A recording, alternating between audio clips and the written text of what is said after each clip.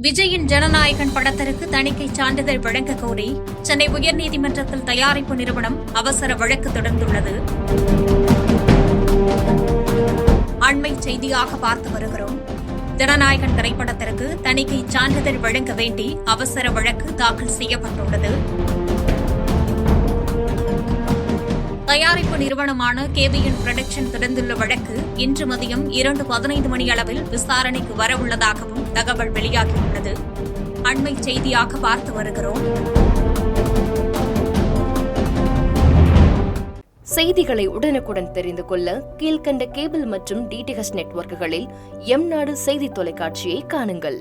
பாதகம் செய்பவரை கண்டால் நாம் பயம் கொள்ளலாகாது பாப்பா. மோதி மிதித்துவிடு பாப்பா, அவர் முகத்தில் உமிழ்ந்துவிடு பாப்பா.